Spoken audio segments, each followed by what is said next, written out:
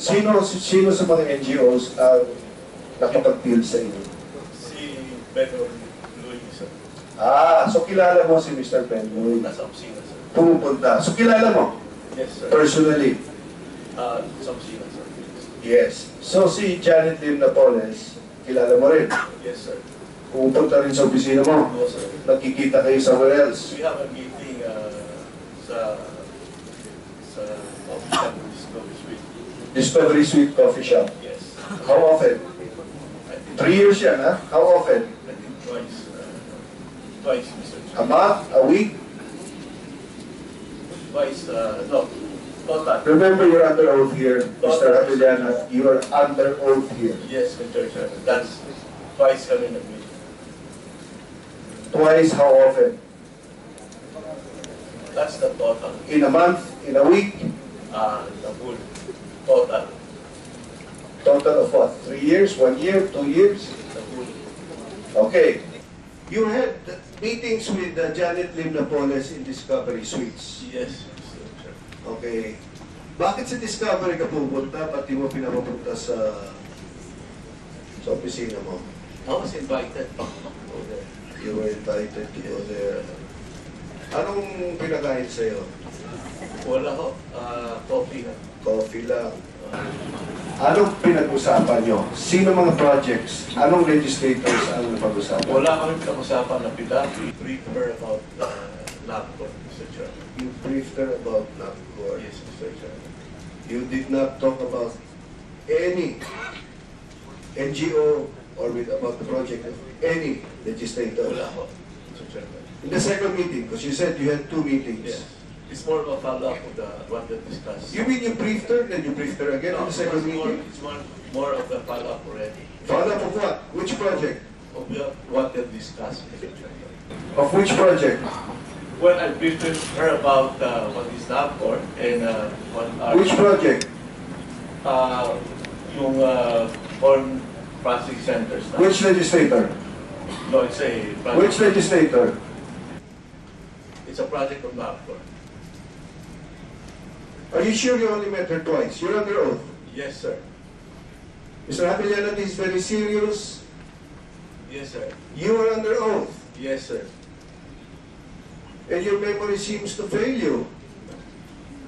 According to you. Huh? 4 years na yun, sir. Pero Okay. this one I'm sure. Now, Mr. Benloy is well known to you then. Yes, sir. And he represented himself for which NGOs? I'm not familiar with that, but he No. was directly... Pag umaharap siya sa iyo, siyempre I presume is to follow up sa project, right? And he says, yung project ni Ma'am Fee, yung project ni Ma'am Fee, ganun yun, di ba? Kailangan may pangalan eh. Dami kasi, sir. Yung mga names kasi, sir. Okay, ito mga names ba? Familiar ba sa iyo? O kung sabihin, di mo naman maalala itong mga to. Wala. Sir, those are... Ang dami kasi yan. Ang dami, puno lang yan eh. Puno lang yan. Oh, 3 taon ka nakikipag-deal sa kanya, ano lang yan, gusto hindi mo lang maalala. So, ano yung mga organizations na re-represent Mr. Louie? Well, you mentioned 3, I think. No, not me, what I mentioned. With what you recall, because you were dealing with Mr. Louie personally. Was mentioned, Not what I mentioned, what you recall, Mr. Avellana. Answer the question. the SDPFFI. Okay, SDPFFI. Now we're getting some progress. Come on. What else? Mountfree. Mountfree. Okay. Next. I'm not sure about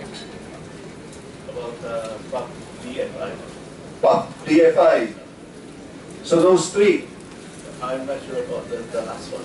you're not sure, but you seem to recall. Sorry.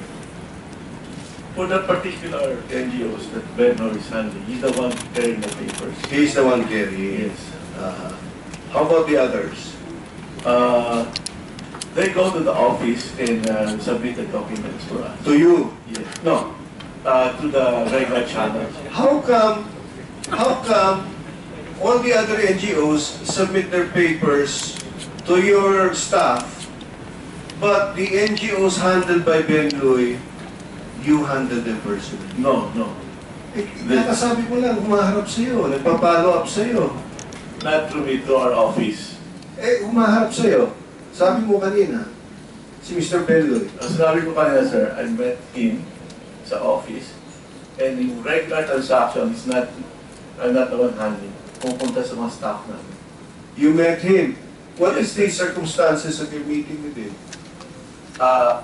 Who introduced him to you? Napakilala ko sa opisina, sir. Pumasok lang, walang kasama. Kasama yung endorsement letter from the lawmakers. Sinong lawmaker? Usually, kung sino yung... Sinong lawmaker? You cannot say that you don't remember. You distinctly remember meeting him, and now may kasamang dokumento. Naalala mo yung mga detalye, yet yung detalye, sinong legislator, sabihin mo na, sino? Sir, madami yung lawmakers. Sino? Madami, that's what we're here for. We're here to listen. Kung gusto mo hanggang alas 4, makikinig kami. Sino? Sir, I think earlier we agreed that you will provide us with the documents and Yes. of Yes. I don't find it, I'm very uncomfortable that you remember a lot of details. Pati yung kape, yung pinakain, tinanong kita kung anong pinakain sa inyo is Janet Lynn Napore, sabi mo kape lang. So yung mga detalyeng yan, naalala mo. Pero yung mga pangalan ng legislators, hindi mo maalala. Selective memory yata nangyayari dito. Mr. Hapiliana, Yes, sir. naalala mo may dalang dokumento si Ben Louie endorsing, a legislator endorsing the letter. Sino?